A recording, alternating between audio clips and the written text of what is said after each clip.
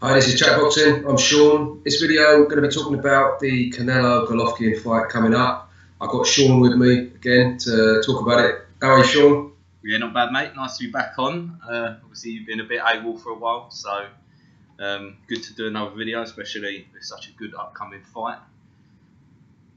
Yeah, definitely. Well, the first thing I want to say, because this is, in my opinion, I wouldn't say it's sort of overhyped, but it's kind of, I mean, the fight itself is very good, but I'm saying it's kind of overhyped in the sense that it's basically two people from different divisions, and it's almost like a kind of false mega fight, if that makes any sense. Now, maybe like when I go more into the video, I'll kind of explain what I mean by that. But the first question I've got for you is, do you think this is a 50-50 fight, like people are saying? I think when there's a few kind of questions to be asked, really. I mean, Canelo looks in fantastic shape for one. So it's just one factor that I'm thinking against Golovkin. I mean, Golovkin hasn't looked as in good shape as he has before previous fights, and plus he's getting a bit older, so that you can kind of toss them two together and maybe give Canelo a bit more of a chance for that reason. Canelo did just fight at 164.5 and completely destroy what's his name, Chavez Jr. But that Chavez Jr. basically went for a payday. I think we could all tell that. I don't really think that he went in with much confidence there. I think another key point to make is, like you just said, I mean, it's two fighters from two different weight divisions. I mean, Canelo's fought at 160 once, and I wouldn't even count that as a fight because he was fighting against Glass Jaw fucking Kong. So that was 155. That was 155, was it? I thought that was 160. Yeah. Oh no, I'm thinking about the Kell Brook one then. Yeah, no, I was thinking Kell Brook kicked Triple G, wasn't I? Yeah, well, it was 155. What I was going to say, sorry, is that he's never fought 160 pounds then. And he's fighting against the best 60-pound fighter on the planet that's been kind of ruling the division for the last couple of years, really. So that's my the reason that I'm saying that, not that I'm saying it's not a mega fight, not that I'm saying it's not going to be a really good one, but people comparing it to like the Mayweather-Pacquiao. I mean, those two were both in the same division. They were like, Mayweather was like the pound for pound #1. Pretty much everyone thought that. Then he retired for a little bit. Then Pacquiao took over. Mayweather then came back to the same weight division. Yeah. And it was kind of, you know, it was obvious and logical that those two were going to be competing for the #1 spot. This one has kind of come around through circumstance and basically like just poor management and foresight on the part of Golden Boy, in my opinion. Because when it, like, I mean, obviously now it's worked and they can make a lot of money out of it. But in terms of this pressure for Canelo to fight Golovkin, it was basically just a silly move, really, from Golden Boy. Now, if he goes on to win this fight, then you know all will be forgotten, won't it? But when he first signed out to fight Miguel Cotto, and that was going to be like Cotto had just beaten Sergio Martinez. And that was at a catchweight, wasn't it? And then he was fighting Canelo at a catchweight. Canelo could have, at that time, just said, because Cotto, he didn't want to pay for the sanctioning fees, did he? So he then wasn't going to fight for the belt. Yeah, that's right. So Canelo, if they had a brain cell between them, they would have just said, okay, we're not going to fight for the belt either, because they know that Golovkin was then going to be the mandatory. So what we're going to do, this is going to be a big fight, Mexico, Puerto Rico. No, it's just, that's all it is, so we're going to fight this. And then he would have then gone back down to 154 or 155, whatever weight he was fighting at. And then there would have been no pressure on him to fight Golovkin. Then he could have come up in his own time. But instead, he kept the belt, wanted to like sort of walk around like Bertie Big Bollocks, like middleweight champion, defended it against Amir Khan, and then just sort of vacate when it was time to fight Golovkin. So then everyone this bloke's a joker. What's he doing? It became like the biggest laughing stock in boxing, really. And it was just totally unnecessary. Well, since then, now there's been that kind of, these two have got to fight. Whereas in reality, Canelo, he's like sort of one of the best at like a light middleweight, wasn't he? It's not like you could say he's beaten all the top people in light middleweight, for like Canelo, like Golovkin has. I mean, Golovkin, okay, he's just beaten recently Danny Jacobs, and he hasn't fought Billy Joe Saunders yet, but everyone basically knows that Golovkin's the man at middleweight. Really, you can't say that about Canelo at light middleweight, in my opinion. You can't, but at the same time, you'd still put your money on him against any light middle anyway, regardless of that comment. But you're correct. He hasn't cleared up the division, like you say, like Golovkin has. And that's kind of the question I want to put towards you. So, I mean, yeah, Triple G's come off of just beating Brook and Jacobs, and a load of people have been asking loads of questions about whether, you know, he's on the decline, etc., etc. I mean, with Kell Brook, I don't think that question is valid whatsoever, because I think that he just looked at Kell Brook as a smaller man, and yeah, he might have looked bad, but he just wasn't scared of him. So yeah, he was taking punches, and Brook was looking good because Brook's a good boxer. It's as simple as that. But he knew that he was going to knock Brook out, and I just don't think that his kind of performance in that fight is valid, with questions or with relevance to kind of how you can see him performing in this fight. With Jacobs, however, I mean, Golovkin, I don't think has ever fought such a big middleweight. Jacobs is absolutely massive. Like, is there a big? I'm not sure there's a bigger middleweight than Jacobs in the division, and I think with Jacobs' long reach, like his height, his obviously kind of strength and all that, I thought that kind of that kind of negated a lot of Golovkin's strengths. And even though I've rewatched the fight, I know I said last time I thought Jacobs won it. I do think that Golovkin won now on recollection. And I just think it's a fantastic fight. I think it was number 1 against number 2. And then leading on from there, I mean, I think that like Canelo is just made for Golovkin, in the sense that his size, yeah, his strength and power punch is going to be good, but he's a smaller man than Golovkin, and Golovkin's never ever had a problem with a smaller man, has he? So I was wondering what your take on that was. No, I think in terms of the Kell Brook fight, I think the two key factors were, firstly, like the speed advantage of Kell Brook, which originally gave him, like, made him win a few rounds and caused him problems.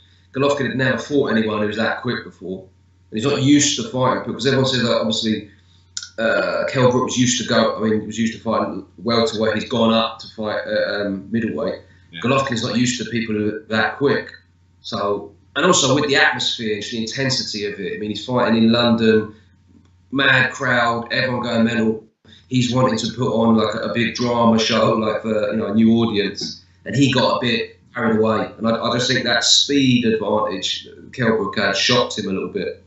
Yeah. But as you say, he just kind of adapted to that and thought, well, basically, he's quicker than me, I'm bigger and stronger than him, so I'm just going to walk him down and basically bludgeon him out of it, which is what he did. Yeah. It turned out, so yeah, I don't really look too much into that either, because at the end of the day, he won by stoppage, didn't he, against a world-class opponent in, like, what, the 6th round or something? Okay. I mean, whatever it was. Fifth round, I think, maybe. The result, yeah, I mean, the result was impressive. In terms of the Danny Jacobs fight, I mean, it was very close, wasn't it?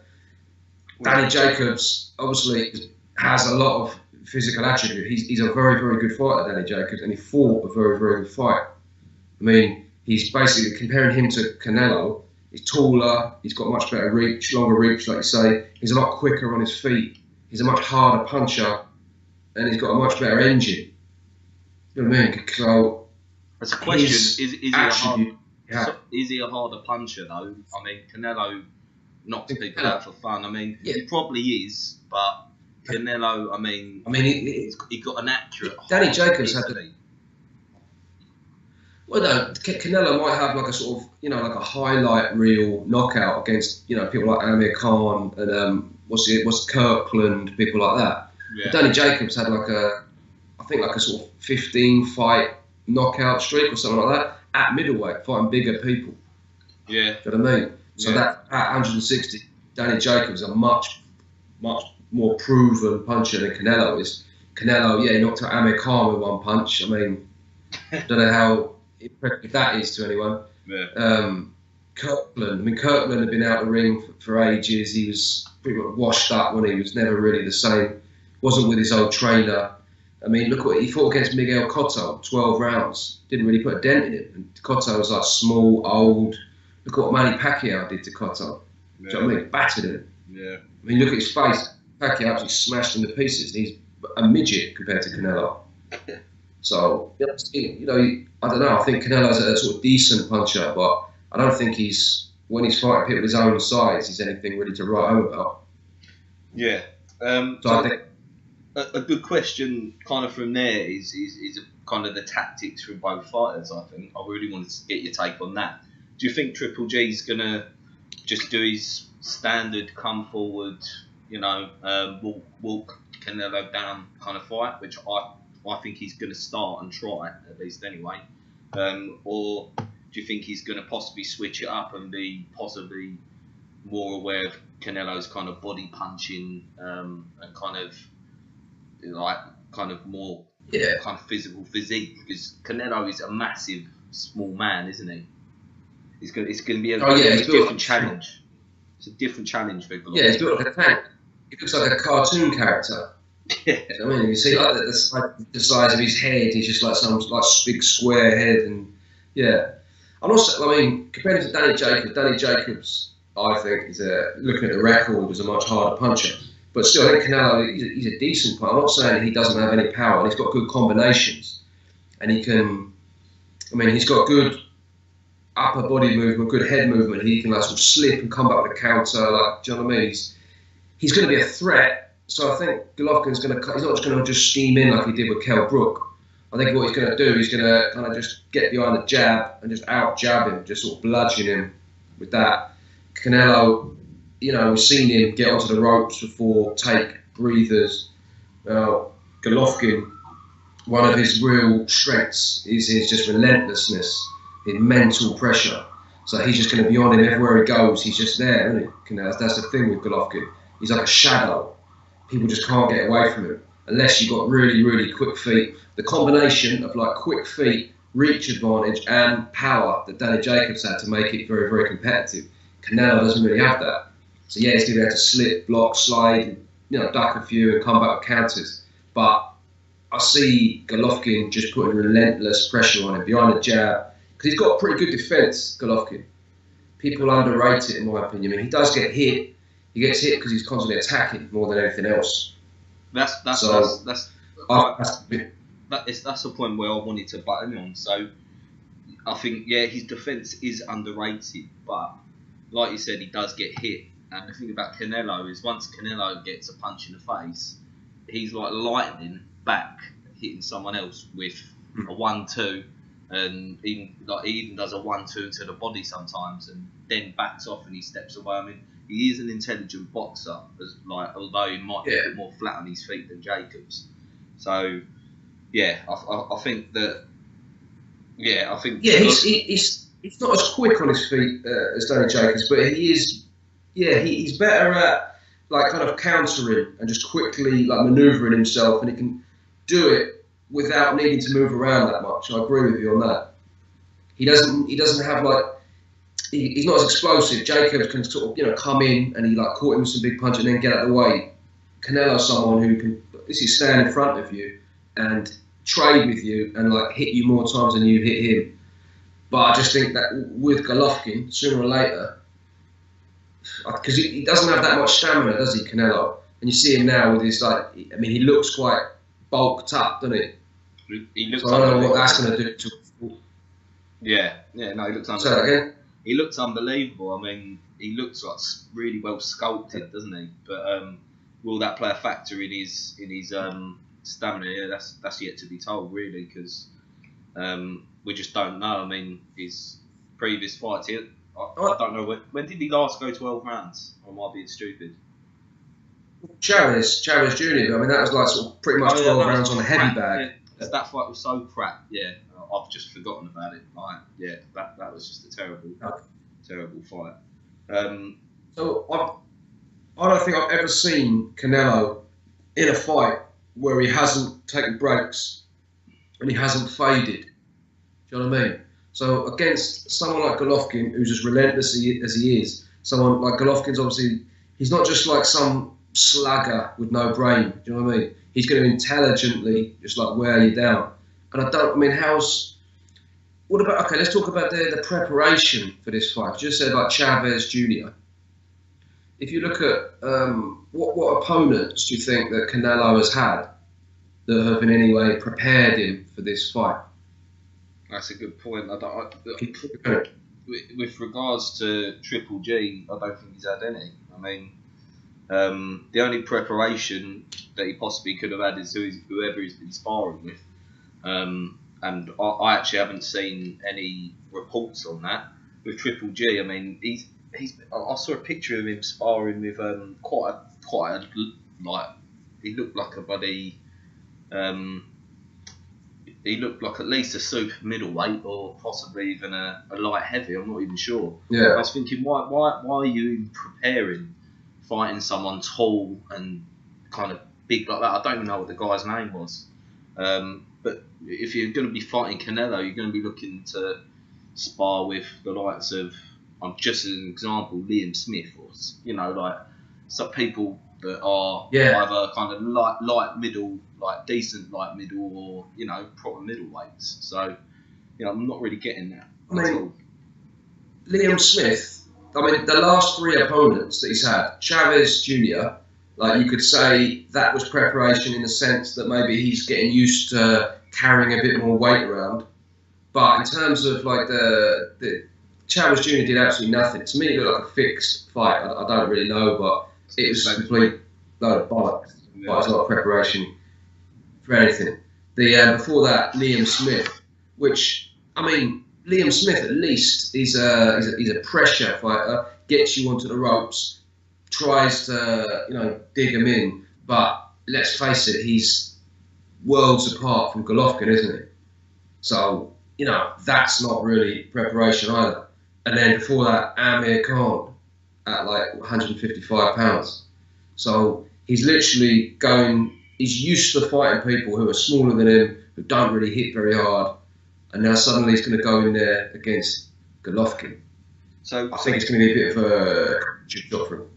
So what do you think his tactics are going to be? I mean, he knows Golovkin's going to come forward, so technically his only tactic can be to just play the smart fight and counterpunch. Essentially, you can't see him walking Golovkin down, really, can you? Unless he hits a haymaker out of nowhere, and then obviously he'll go full steam ahead, won't he? Yeah, I think the only thing he can do, really, because this is what he does very well, he's a very good counterpuncher, he's got good reflexes, and if he can make Golovkin miss and hit him with some good hard counters, especially uppercuts. Kell Brook hit him with some good uppercuts, didn't he? And that's like that's a good punch for him. Yeah. And he can get in with a combination. If he can counter, slip, get some good body shots in, and not get hit with that much, then he's got a decent chance. I just don't think that really he's got the power to do it. I don't think he's got the physical attributes to really. I think you need a bit of movement and you need good stamina. Do you know what I mean? I just don't think that sooner or later they're going to be not necessarily toe to toe, but they're going to be exchanging. I just can't see him coming off well unless everything literally goes perfectly. Unless it's like a sort of scene out of Matrix where he's like sort of slip this, ducks that, bang comes up here. Do you know what I mean? Like a Bruce Lee film. A choreographed, and he sort of dodges 6, hits 3, maybe catches 1, blocks a couple, slips it, hits him 4 more, and it's that kind of ratio. If he can do that, then he can win. Or I suppose the tactic for him is to sort of go 12 rounds and just rely on the judges. Yeah, which is a scary thought for me. Oh. I find that a really scary thought. Like going 12 rounds because the judges, I don't know. That's a good, isn't it? Yeah. He's got to stay off the ropes. So again, he can't be on the ropes again. He's got to stay off the ropes. Do you know what I mean? Like we did that with Liam Smith. He did it with like Chavez, and people say, he's quite good off the rope because he can roll and counter. yeah, against people like Chavez and Liam Smith. But Golovkin with the power, the precision that he has, and just a viciousness. You know what I mean? Yeah. I don't see that. He's not going to do that on the ropes. He's not a particularly good mover, so he's going to need to hold his feet and just hope that he can slip and block and just hit Golovkin with much more ratio than he gets hit. I mean, it sounds simplistic, but I can't really see any other player, unless it's just a fixed. Yeah. I don't want to be cynical, but yeah, no, you're right. I mean?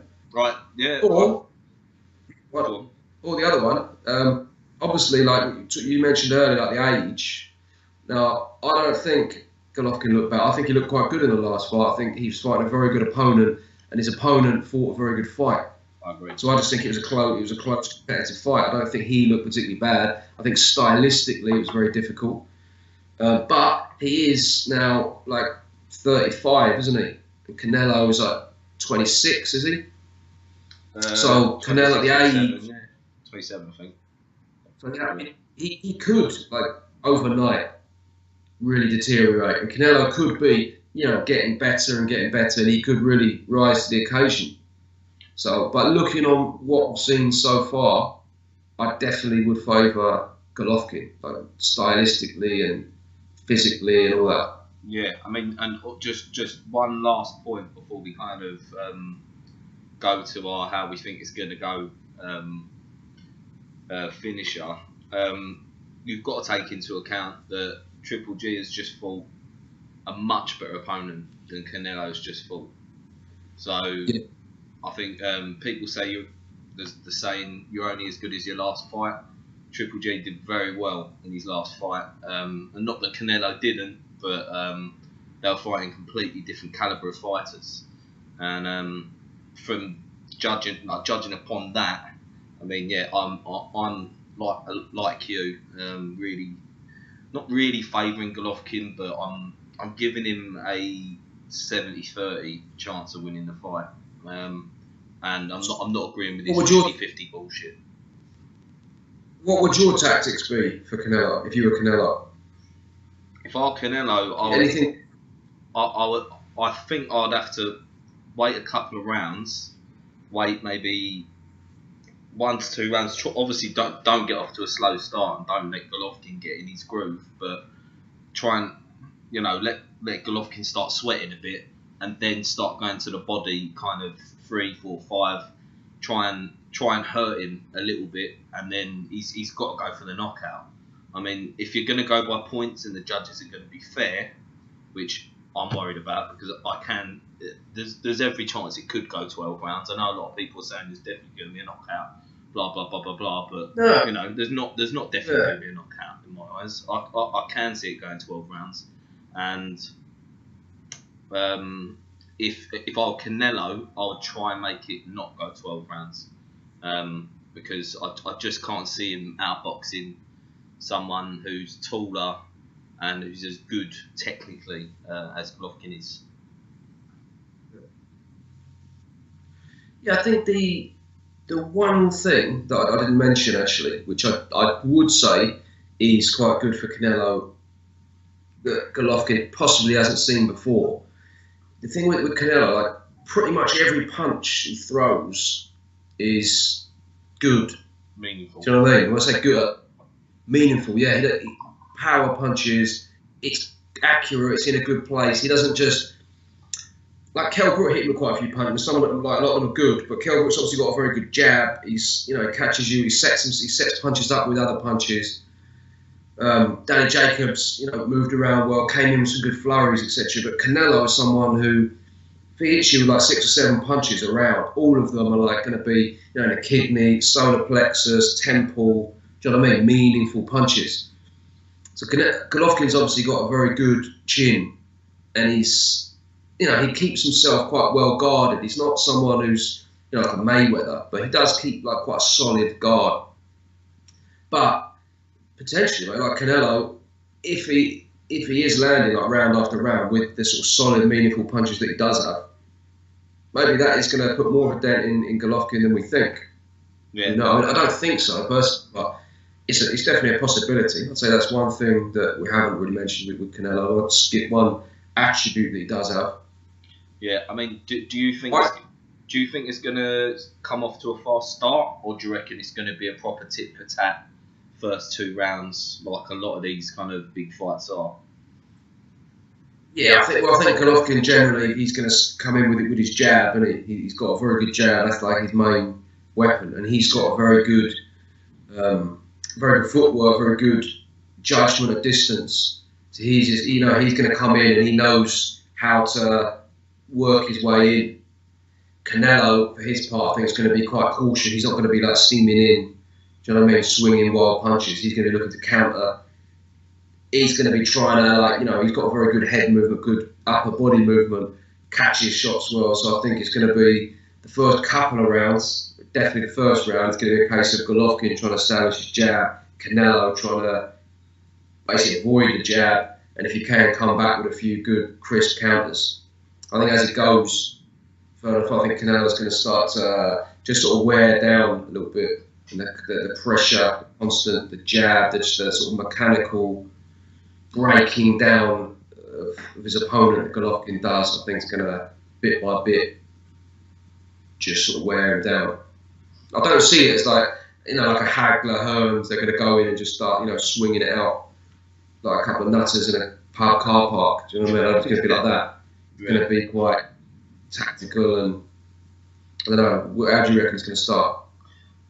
I think Triple G is going to come forward. Canelo's going to be cautious, and yeah, like you said, I think the jab's going to be established. I think, like what I said, I thought Canelo should do. I think Canelo's going to wait until 3, 4, 5 to start doing something really meaningful. I think he's going to need to see what Golovkin's doing and kind of feel what's coming at him first, because obviously Golovkin's the most dangerous person he's ever fought, and I don't know, he's the biggest person he's ever fought. I mean, fuck Chavez Jr. I think that was a load of bollocks. Golovkin is like by far the most dangerous puncher that he's coming against. So yeah, I think he's really going to want to test the waters and see what he's doing there, and then I think he's going to make his game plan as and when he kind of susses out Golovkin's style. But yeah, I don't understand all this 50-50 stuff that's coming from all these expert pundits. I mean, I can't remember who said it. I think Carl Froch, who I think just talks bollocks half the time anyway. He can say some really good stuff, but he really does talk out his arse. I think he's gone for Canelo. And I just don't understand what warrants anyone thinking that Canelo should win this fight. I mean, I'm not giving him a chance, but I don't see any reason as to why you would favour him personally, apart from his physical attributes. I think in the case of Carl Froch, I think Carl Froch is just a hater. Mostly, he hates Golovkin, doesn't he? He's always talking rubbish about him. Well, there was always the build-up, wasn't there? Where Golovkin wanted the catch weight, didn't he? And Froch weren't going to do it, and talking about his legacy, and Golovkin won't come up to super middle. It's all low bollocks. He loves a limelight on him, doesn't he? But he was just an example of what I'm talking about. I mean, I just don't get all these people. Like Floyd Mayweather Sr. is another example. I mean, like the quote that come off him just made me laugh. He was like, "If Canelo fights the right fight, then he'll win. Of course, if he fights the right fight, he'll fucking win." Do you know what I mean? Like, as much as Mayweather Senior is he's a good trainer, but he talks bollocks as well. Like he talks out. I've never heard him say anything remotely worth listening to be honest with you. In terms of Floyd Mayweather Jr., I mean, he just obviously wants Canelo to win because it makes him look better, doesn't it? Does, yeah. I mean, when he talks about it, if you can't see that, then I mean, I think a lot of people as well, a lot of characters out there. This is going to sound like kind of quite patronising or dismissive, but I do think a lot of people, you just get the idea that people say Canelo's got this mad ring IQ and he's really clever, and people just go along with that, and they almost think they sound clever picking Canelo. Do you know what I mean? Yeah. Because like Golovkin's a sort of bigger, he's the one who's, and they just sort of say, oh yeah, but you sort of think that because he's just sort of big and like power puncher, and basically you just don't really understand boxing as well as I do. That's what it comes down to. And Canelo, it's just stuff you don't really understand, mate. That's what it is. I think there's an element of that to it with a lot of people. Now, people go on about like, sort of Canelo's big ring IQ and what I mean. Yeah, I mean he has to a certain extent. But I mean, what sort of ring IQ has he needed to like sort of beat up a punch bag for in Chavez, or to sort of take on the sort of highly feared and like dominant world champion at 154 pounds, Liam Smith? Do you know what I mean? Or to sort of take on the mighty Amir Khan at 155 pounds. Do you know what I mean? Yeah. Yeah. People, in my opinion, like, don't get me wrong, like Canelo is good and he is skillful, but I do think there's quite an element of hype. He's got a lot of names on his record, but I think if you really look at it in detail, and like Golovkin, yeah, he might not have the names that Canelo has had, but really, I think he's fought some pretty decent fighters. And also, obviously Canelo has as well, but it's kind of hyped quite a lot, in my humble opinion. Yeah, I mean, if Golovkin wins, like, obviously, everyone will put Canelo second on his resume. Well, saying that, a lot of people will probably put him first on Golovkin. It will do the world of good for Golovkin's legacy for beating Canelo. This will be his signature fight, don't get me wrong. But if he wins this fight, I'll still see Jacobs as a better victory, personally, than beating Canelo, without doubt. Because, like we said, Canelo is not a middleweight, is he? So, but if Canelo beats Golovkin, I mean, just to carry on, sorry, if Canelo beats Golovkin, I mean, what do you think about it, like him fighting Billy Joe Saunders next, or like Willie Monroe? I mean, that'd be a great fight as well. I mean, yeah, well, I always thought that stylistically Billy Joe Saunders would beat Canelo, or at least he'd have a very good chance of beating him. I think his style would be very difficult, like a bit like Lara. You know, when Lara fought Canelo, and he, I don't remember, it was very, very close. Like, and Lara's a southpaw, he's quite sort of elusive, similar to Billy Joe Saunders. I mean, they have like things which they're better at, things they're worse at. But Lara hardly throws any punches. He doesn't have much of a will to win. Yeah. But at the same time, he's just making Canelo look a bit silly, really. And Canelo probably improved a bit since then. Saunders, been inactive, didn't really look very good in the last fight. So we'll have to see how he looks against Willie Monroe. But I always thought stylistically that's a good fight for Billy Joe Saunders. But if Canelo goes in there and beats Golovkin, and then you'd have to. I mean, I certainly not expect him to do that. So I'll have to really take my hat off to him and say, well, that's going to be a hard man to beat. Yeah. No. We'll have to see how Saunders looks against Willie Monroe Jr. as well. Yeah. Final prediction before we go. What's your final prediction then for the fight? I find this really hard. I say final prediction. Obviously, we haven't had the weigh-in yet. We haven't had the, you might sort of see the last minute bit of training they do. But like as of now, what's your prediction? My prediction is that Golovkin should be outboxing Canelo. I'm really hesitant to sit there and say there's going to be a knockout. Just because both have got such good chins and both have proved it. But obviously, there's no way you can rule it out. I'll say if there was a knockout, I could see it between round 6 and 9, if there was. If it goes to points, I would probably, on my scorecard, favour Golovkin surely, and I'd expect him to be winning by at least 3 rounds. So yeah, I'm going with Golovkin, and percentage-wise, like I said, I'm giving him a 70-30, 75-25 possibly, but so I think 70-30 is a pretty fair kind of judgment to give on this fight for him. I think that Golovkin is going to win. I think it's going to be between round 8 and round 10. I think it's going to be a stoppage. I just think like an accumulation of punishment. I know he's going to like hit him with some like one punch knockout, like Macklin or Curtis Stevens style.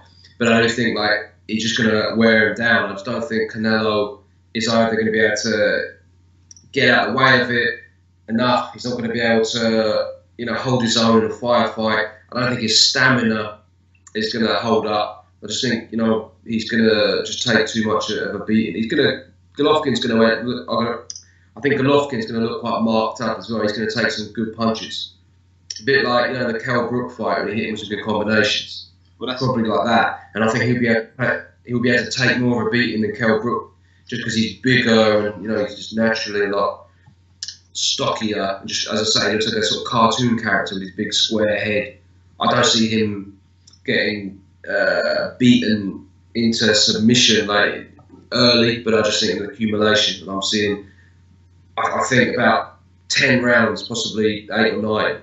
The ref's gonna stop the fight. Well, that's why I said between 6 and 9, because the reason being is Golovkin tends to be in quite dirty fights, and I think 6, may be a bit too early, but you just don't know what's going to happen between 4 and 6, and who's going to get hurt in that time. Because that's often the most exciting point of fights, isn't it? Especially at this kind of caliber. So the reason why I said 6, and I think your analysis is good. 8 to 10, no problem with that at all. But the reason why I say 6 to 9 is because I can see a big dogfight happening at some point, anywhere around that sort of time. And if it's going to end, then it's certainly end. Then it's not going to be. It's not going to end in the last 2 rounds. Like no chance. I reckon it will end without a doubt between 6 and 10 if there's a KO. But that's my take on it. But 70-30 Golovkin. I mean, what proportionate of chances do you give Golovkin or Canelo? What's your take on that?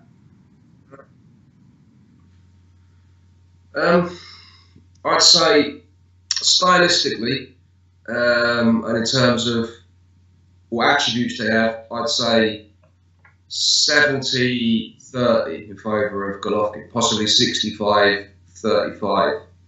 But maybe give it maybe go up to 65-35 just in terms of the factor of like Golovkin's age, Canelo getting better, and potentially just pulling out like a mad performance. I mean, he is very experienced. He really does have his back to the wall here. He's been preparing for this for a very long time.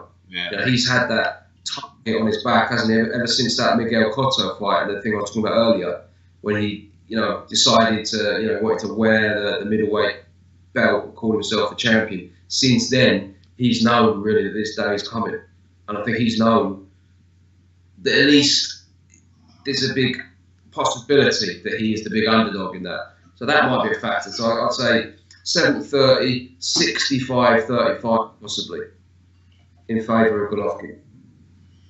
Okay, well it should shape up to be a good fight. I mean, I'm definitely up for a post-fight video, providing it's a good fight. I mean, it's been a while since me and you have been on, so hopefully all our 10 fans out there will have enjoyed 12. This. 12, but I don't play it now.